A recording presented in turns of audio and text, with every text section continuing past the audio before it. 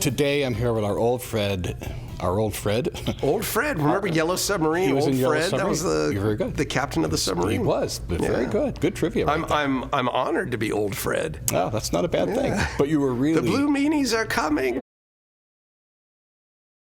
Yeah, it was a little noisy for us to set up in there. There were glasses clinking and a band setting up, and it just...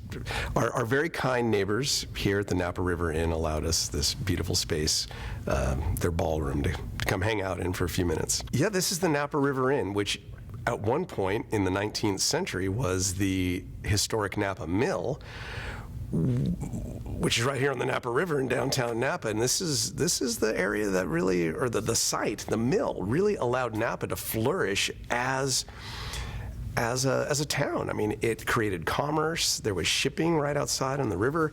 There was a whole embarcadero. There were warehouses all around here, and this mill kind of drove that. And there were steamships plying up and down the Napa River with goods and people, and it was a happening place. So now that I have a business adjacent to here, which you mentioned, the Fink, it's a bar in this mill complex.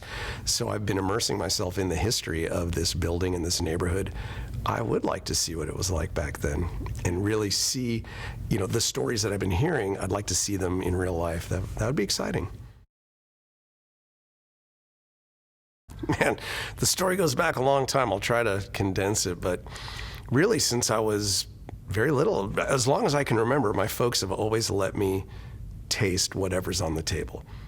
Wine, a cocktail. If they were having it, I was always allowed to have a little sip.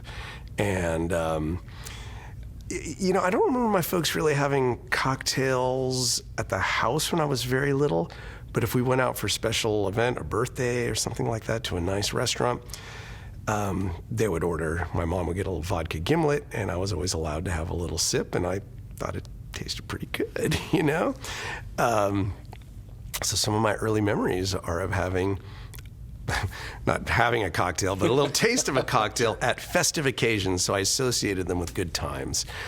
And I got schooled when I was about 5 years old. My parents were hosting my uncle's birthday party, probably his 50th or something like that.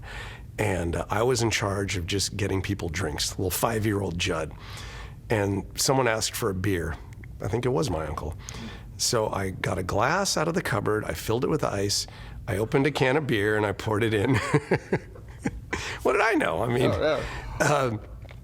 and I was very gently educated that, beer isn't usually served with ice. A soda would be, or maybe water or lemonade, yes, but beer is not, and just like the wine that we have out is not served with ice, and it's a different glass, and here's how you'd pour the beer. I mean, I got this lesson, and that stuck with me. I'm like, oh, there's a ceremony, there's a tradition about all this stuff. I'm very interested, and that stuck with me. So the cocktails and cocktail culture and traditions, just like wine, but cocktails were wrapped into it as well.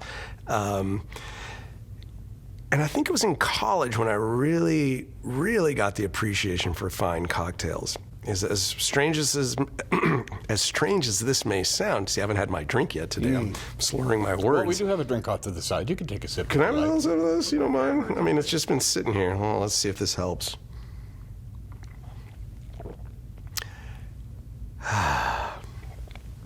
So, as strange as this may seem, for somebody who's been in the wine business and now in the bar business, I don't drink a lot. Really? I really don't. I mean, I enjoy drinking very much, but I don't really like the effects more than just that very slight kind of warm, happy feeling. But beyond that, I don't like it. I don't like anything that goes along with it. So I don't drink in volume. So in college, the parties, they'd line up the shots or the beer bong, whatever. I just really never participated in that. So my philosophy was really just to drink for enjoyment, not for the drunkenness. Yeah. But I did work at a fine wine shop. It was one of my college jobs. And along with fine wines, I had all these cool-looking bottles, some of which were familiar to me. Some were strange and strange spirits and liqueurs from far-flung places. And I thought, wow, what are these for? And I would take some home with my employee discount and start experimenting and like, ooh, we can have some fun and you can be creative and somewhat artistic putting these flavors together. And just like with wine, we deal with complexity, layers of flavor, mouthfeel, all that good stuff. But unlike with wine, and this is something I appreciated, certainly as a host, instant results. Right? With wine, there's a little mystery and a little intrigue. You harvest the grapes, but you don't really know what you got until quite a few years later after you've gone through fermentation and barrel aging and bottling and bottle aging and, and I'm sure anybody listening, watching knows too. But with a cocktail, you can put all these elements together and immediately see, what have I got here? What can I tweak? And I just thought that was so fun. So I immersed myself even further in the history, lore, philosophy, and culture, and became known as the guy that threw these funny cocktail parties instead of keggers. Fast forward a few years, moved back to Napa Valley in the early 2000s, and although you can get the best wine in the world, I'll just go on record to say that because here we are, it was tough to find a good mixed drink. Had all these beautiful restaurants with gorgeous bars, but nobody really had what in my opinion was like a solid cocktail program or people really driving that. Yeah. And I started a group called FOAM, Friends of Ardent Mixology. Did I get that right, friends? That's yes, good. FOAM. Yeah. And it was dedicated to spotlighting, showcasing, and elevating the art of cocktail mixology. And we've been meeting, it's been actually 20 years, the end of this year. It was a lot of fun.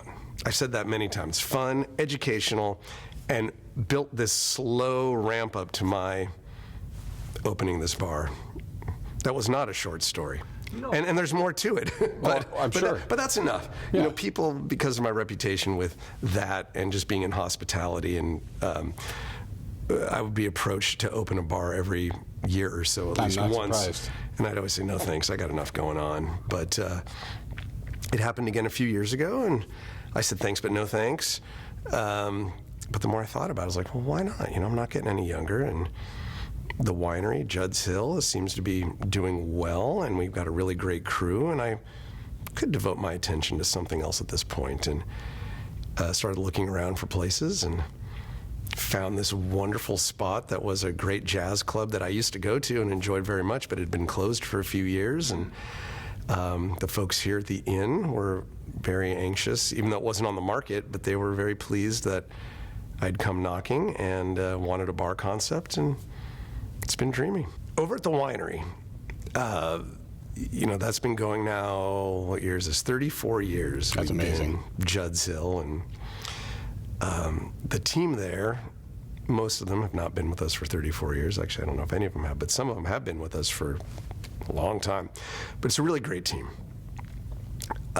We've hired very well, almost to the point where I hired so that I put myself into obsolescence. Does that make sense? It does. That's not a bad thing.